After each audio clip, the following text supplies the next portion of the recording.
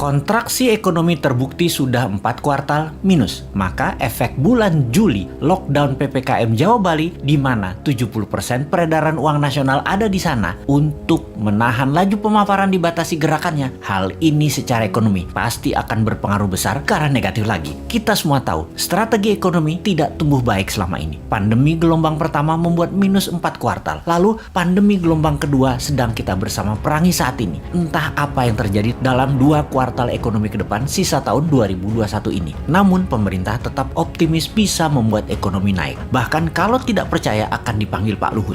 Sehubungan dengan yang tidak percaya akan mendapatkan penjelasan Pak Luhut, maka saya mengacungkan tangan tinggi-tinggi dan berkata dengan keras, Saya Pak, yuk ngobrol Pak, bagaimana strateginya dan akan lakukan apa Pak agar ekonomi tumbuh. Kalau ternyata jawabannya dengan investor asing masuk, itu bukan jawaban yang bikin kami semangat Pak, yang lain dong. Kalau dengan pinjaman hutang, itu juga bukan sesuatu yang baru. 7 tahun ini hutang naik jadi 6.500 triliun dari 2.700 triliun sisa Pak SBY. Itu juga bukan sesuatu yang wah, malah sesuatu yang loh. Jadi kalau ada yang tidak percaya mau dengar langsung dari Pak Luhut, terang saya menjadi orang nomor 1 ingin penjelasan. Saya Pak, kami berharap strategi baru yang dipakainya, bukan yang kemarin-kemarin yang terbukti membuat 4 kuartal minus, juga bukan yang membuat impor bertambah naik, juga bukan membuat tenaga kerja asing bertambah banyak di Indonesia. Yang baru Pak, yang segar, ada Pak. Juga bukan seperti selama 7 tahun ini telah berjalan memainkan kekuatan politik. Pernah membelah Golkar jadi 2 di awal dulu, membelah PKS jadi 2, membelah Demokrat jadi 2, membelah P3,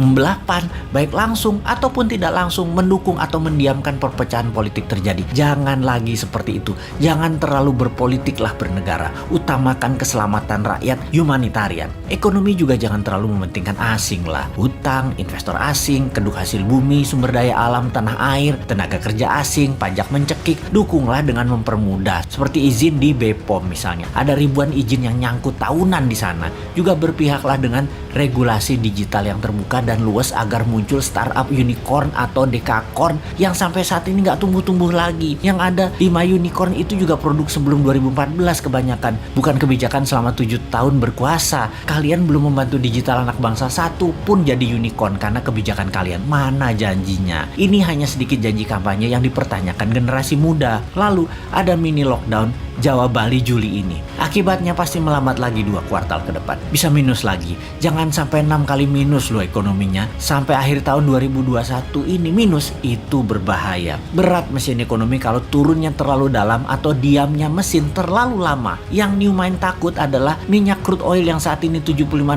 per barel, akhir tahun ini mendekati $100 per barel. Mati kita. Sudah dolar kurang jumlahnya di tanah air, dagang pakai yuan, sementara Amerika dan dunia Arab tetap petrodolar, beri petrol ya pakai dolar. Lah, kalau rupiah jadi 17.000 terhadap dolar karena perlu dolar dan dolar langka, nggak ada dolar masuk karena yuan yang masuk. Beli minyak 800.000 barel per hari pakai apa bayarnya? Apa mau Saudi dibayar pakai yuan? Ya enggak lah, yuan belum multi currency, baru 1,7% transaksi dunia yang pakai yuan. Cukup nekat sih analisa meyuankan transaksi dan tergantung satu negara Tiongkok mitra dagangnya, padahal Tiongkok bukan penyedia semua macam-macam kebutuhan, terutama kebutuhan energi. Cina nggak punya energi, Cina aja import. Berat nih kalau crude oil mendekati $100 per barelnya di akhir tahun 2021 ini. Di sisi lain, COVID mudah-mudahan melandai sejak akhir Juli ini. Semangat vaksin kita dukung kok bos.